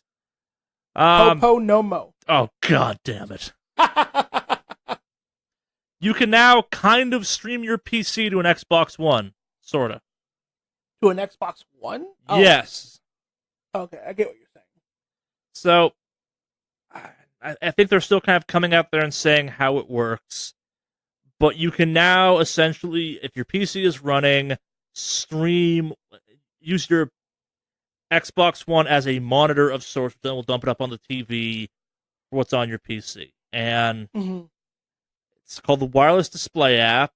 It basically makes you, it makes your Xbox One a mirror. It shows it on your PC or Android device, etc., etc. It's smart TV tech at this point. It's cool, I guess.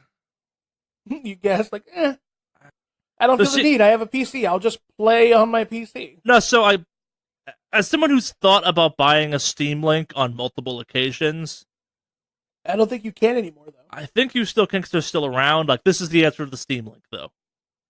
Okay. Yeah. Yeah, I remember they had a huge sale because they were literally getting rid of them because they were going to stop making them. That was a few months ago, so I'd be surprised if they didn't have any. But yeah, I don't feel the need to really have to play any of my PC games on an Xbox. Or no, it's the other way around, right? How is it? Hold on, I'm confused. You can stream your Xbox to your PC. Other way around. You can stream your PC to your Xbox. That seems like such a downgrade. No, it's using your Xbox as an input device to your TV, essentially. It's like what PlayStation 4 is doing, but in reverse. Still a downgrade for me, as far as I'm concerned. Well, yeah, because there's no keyboard support and no mouse. Like it's purely seems to be like, hey, you got this game running, cool. Yep. I feel no need to do that. But hey, for anybody who wants to do that, kudos to them, I guess. Yeah, it seems to kind of be a bit of a bugged out program too. Like no one seems happy with this just yet. Mm-hmm. Yeah. Like, you can't run. It's like, I think I have the article I'm pulling off right now. Like, it says, like, if you're exceeding the capabilities of most TVs, like, it's the running 1080 starts to make this, like, running above 1080 makes this thing start to fall apart pretty quick. And I guess, like, it's got mapping issues occasionally for control problems. This does not sound great. Yeah. I feel no need to do it. I would much rather just sit on my PC on the keyboard. Yep. Run a long HDMI cable. Yeah. Or, I can literally just plug the HDMI into my fucking TV if I wanted. That's what I did. Yeah. So. Yeah. Sorry, guys. Not working this time. You want to talk about Left 4 Dead, Halo, or OWL next? Well, let's transition into this one here. The Halo one. I think that would be a good one. Sure. So we just talked about Xbox. No, good point. I didn't think that transition through. You're absolutely right. So the long rumored Master Chief Collection coming to PC. It's happening, and not in some like, oh, you can stream it. No, it's coming full on to PC as part of the Game Pass. They're adding Reach to it, so that means you get Halo 1 through 4, Reach, and ODST on PC, and they're talking like it's not going to be kind of a quick and easy port. They're trying to make it good, especially because Halo 1 and 2 have been on PC before. Yeah. That's going to be kind of cool. Like, sure. I like that this came out because this was a fucking hype announcement when I saw it. It was like, oh my god, it's happening! Well, and you can get this on the Game Pass thing, or you can buy it from the PC Windows Store or Steam. Yep. I believe it's you buy it as the Master Chief Collection. There is some talk about how it's coming out piecemeal. Like, not all the things will be available day one. They're going to put it out kind of when they're done. I'm not sure if that means you can buy it as individual parts, which would be kind of cool.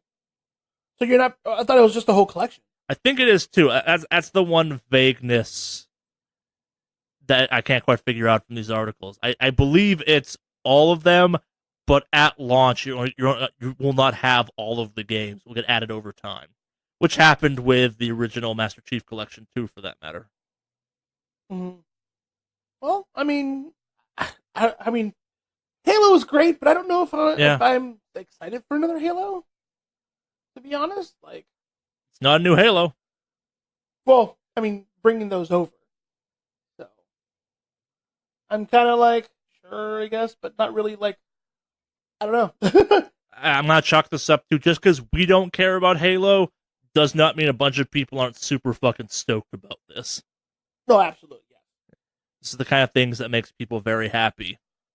And I guess speaking of happiness, the OWL is finally doing that thing I keep saying they should do, which is What are they move to the doing now? goddamn cities they represent.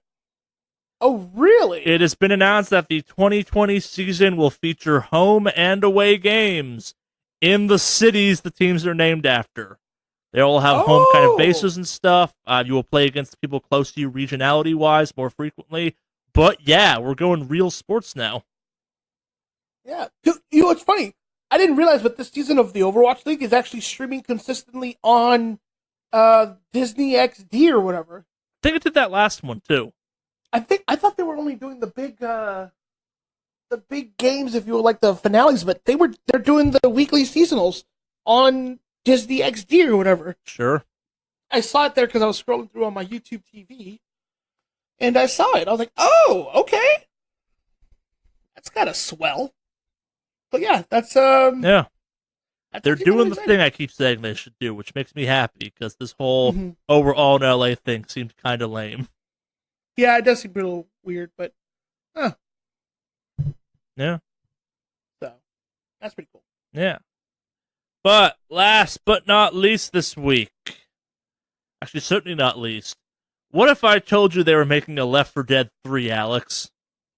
I would say you lie because Valve doesn't release anything with a 3 on it. Well, they're not. You are correct. But the people that made Left 4 Dead and then left Valve to go form Turtle Rock Studios are making Back for Blood, a zombie survival shooter. That sure as hell looks like Left 4 Dead based on art. Yeah, it's what was it kind of like they were saying? What was that game? What they said? I swear it's not a sequel to so and so, but it's very much a fucking sequel to that game. We were talking about another game like that a It's while a ago. spiritual successor, yes. Yeah, which is a rebranded sequel. It's a nice way to say rebranded sequel. It's more of a we couldn't get the rights to make the exact thing, the sequel. Yep. Yeah. But yeah, these are the guys behind Evolve, which was not a great game, but showed kind of interesting ideas. They've made Left 4 Dead before, and this sure as hell sounds like maybe not quite Left 4 Dead, but a lot like Left 4 Dead. So, hmm yeah, Well, that'll be cool. Left 4 Dead was actually a pretty refreshing I release when it came out. I I enjoyed thought playing both it a were. lot, I thought actually. both. As someone who got caught up in the man, it's awfully soon to have Left 4 Dead 2 up, but then eventually decided to. No, this did add a lot to stuff to the game, and they brought all the stuff from one into this game. It's fine. It's great, even. Mhm. Yeah. No timeline on this game yet, but yeah, if you've been saying, man, they should make another Left 4 Dead, I think you're getting your wish. Yeah. Yeah. Well, I mean, I look forward to checking it out. One of the things I've always talked about was how really good the AI was for. Well, a lot of people talked about it, but the AI for Left 4 Dead, kind of adapting so it wasn't the same experience every time, Yeah. was always kind of good. That's one Yeah. of the things they did right in that game. So even though you were replaying the same map, it didn't feel like you were just playing the same exact map every time. Yep. So Yeah. No, I don't know anyone who like was into that style of game who has bad things to say about Left 4 Dead. Like I didn't play it as long as other people did, but I didn't play Team Fortress as long as other people did. Like they are solid ass games, and like it's kind of funny that the guys that made them are like, we can't call it Left 4 Dead. It's not a sequel to Left 4 Dead, but it sure as hell seems like it. Like this is as close as we're going to get for a very long time, I suspect, if ever. mm-hmm. And unlike Evolve, that was a totally new thing. They've made this game hypothetically before, and it worked. Yeah. Does it for news though? That was an interesting week for news. Well, I Yeah. mean, obviously we didn't touch on it, but yeah, the Ninja EA thing. Yeah. Million fucking bucks to play fucking Apex day one.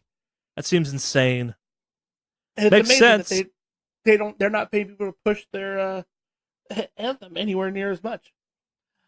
I guess we kind of close out news altogether. How do you feel about this one? Because I guess like it's on one hand, I assume most streamers are being paid at least a little bit to play some of the games they play, especially on release day. On the other hand, is there any branding on Steam that's set, not Steam, on Twitch that has like, hey, this is a sponsored stream, like I'm being paid to play this shit? I don't think so. That I know. feels like something they should have to disclose at this point. I absolutely agree. Yeah. Because Instagram requires you to do that now because, it's the law. Yeah. So, did this get leaked out, or was that announced? I don't quite know. I only heard, it's one of those ones where I never bothered deep diving this when I saw a headline of he got paid $1 million to play Apex, and I'm like, that sounds about right. Huh. Yeah. I'm going to have to look into that one. I'm really intrigued on that one. Sure. I just think we should stop giving Ninja money. Yeah. He's in that same PewDiePie grouping in my brain where it's like, you're not great for the gaming space. You got this cult thing going on. Yeah. People seem kind of ride or die for you, motherfucker. That's not a good thing. I mean, I don't know. I feel a little bit different on it, but yeah. I'm not saying it's quite PewDiePie level. Like, to get real dark for a sec, like, people aren't saying subscribe to Ninja while involved in a mass shooting, which is what happened in New Zealand with PewDiePie. Yeah. But that's not PewDiePie's fucked. fault. Yeah, that's not his fault. It's not, and neither of us have the time, or is this the place to kind of go into? That's kind of, I'm not going to say like I think that's the group that enjoys PewDiePie, but like the fervor of subscribe to PewDiePie has reached that kind of like 8chan deep net bullshit point where it's like, no, this is for us versus everyone else, incel bullshit levels. Mm-hmm. Yeah. Emails? Yeah, let's dive into some emails. We got 2 this week. Oh? Yes. Go on. We need a better transition in the future for this. But yeah, Alex, if you want to contact us, how would you go about doing that? Real simple. You would go ahead and pull up the email client of your choosing, and in the to column, you would simply fill in wickedawesomecast@gmail.com. Again, that's wickedawesomecast@gmail.com. Spell as it sounds, down in the show notes, except to raw. I do apologize if you are subscribing via Podcast Addict to this. I don't know what's up with that player. I can't seem to figure out what's going on with that. It seems to be pulling the wrong data in only 100 of our episodes. Hopefully it'll fix itself, but yeah, we got a couple of emails about that this week that then I responded to all of them. Mm-hmm. That things seemed weird, but iTunes and our various other things were pulling the right SS streams or RSS streams, so I can't fix that, unfortunately. I don't own those platforms. But first email, your Wicked Awesome Cast. Is Anthem Charlie's version of The Matrix Online? Just so I'm clear and so Alex can't twist this, I am saying Anthem is a bad game, like The Matrix Online, which is also a bad game. But there seems to be something that Charlie seems to click with. Will Anthem be shoved into future podcast episodes for years to come, assuming it's talked about? Assuming it's talked about this week, will it potentially be the last we hear of it?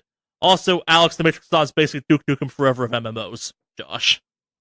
First of all, fuck you, Josh. It's the first time I've ever said that to a writer, and I hope you write back again, and we can have a fun debate.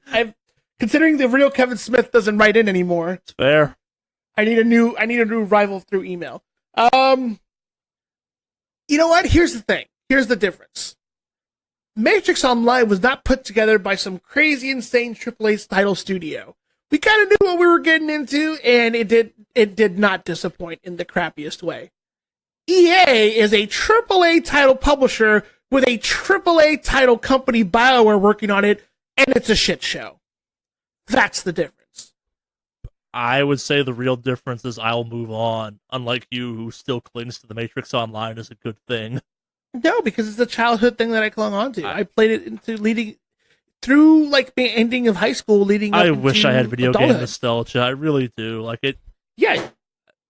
it seems to be a different world I never have gotten to experience, where it's like fond memories. That fucking rare replay collection that came out a couple of years ago. I'm like, oh shit, I can play Jet Forces Gemini. Thought Jet Forces Gemini was always bad though, so why would I buy this? Yeah.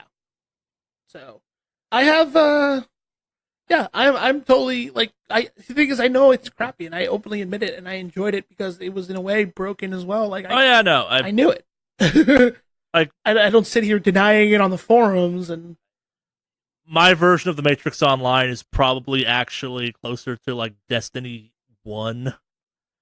Or like I will ride or die for that game being better than Destiny 2 to this day.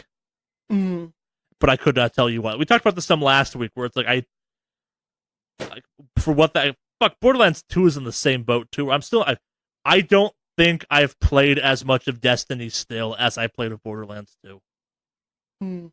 Borderlands 2 was not that good a game. It was good, but not that good. Yeah, I think this is more just me and Alex are different people. Like when I'm done with a game, I am done with a game and I kind of move on. Like it's like even Destiny 2, which I've been kind of technically playing more of this week, courtesy of the remote play thing. Last night I'm like, okay, I should play more Destiny 2 so I can talk about it more on the podcast. But my friend's like, or you keep playing the Division because it's new and you're enjoying it. I'm like, that's fair. That's fair. Yeah. Or you could just not because you stopped playing this game and lost your gaming inertia on that one. Yeah. I'm pretty sure, like, so there was a protest of Anthem this week where, like, the subreddit was like, we should, like, no one log in this week or for some chunk of this week as protest for the game. And I'm like, fuck it. Yeah, I'm in. Yeah. I have no reason to play Anthem right now either, and the Division comes out Friday. So, yeah, fuck it. Why not? Sekiro, Shadows Die Twice comes out next week. Like, I'm good. I'll protest longer even. I'll boycott the game till they add new shit. How about? We good. Oh, I was wondering when that was going to come out. Yeah. Excited. The most accessible Souls game, apparently. It's got a tutorial. And not just me ghoulishly over Alex's shoulder being like, man, you suck at this. Get better, man. Drink. No, God, no. Never more. Never again. I moved 1,000 miles away, so I don't have to worry about that anymore. You think you're away, but you're not. You never get to be free, Alex. Never, ever. Oh, yep. Nope. Free. I saved this email. I think I was actually thinking about saving this email till when Henry comes back, but we're going to read this one next. Sorry, yeah, before we get out to this one. Thank you for writing in, Josh. Yeah, also, screw you, Josh. Yeah, Alex will knife fight you. Yeah, let's go. Let's fight on I don't know, let's find a game we can play and fight there. So funny you mentioned that. Fucking Clone Troopers was the Xbox Games with Gold, like, free game this week, a month, and I'm like, yeah! This bullshit! I've almost bought that game for PC too many times, I just realized. It's a good game. Regardless, this next one comes in from Joey. Hey, what could Awesome Cast? 2 J's this week, huh? It's been a while, if ever, since you said that what your gaming tags are.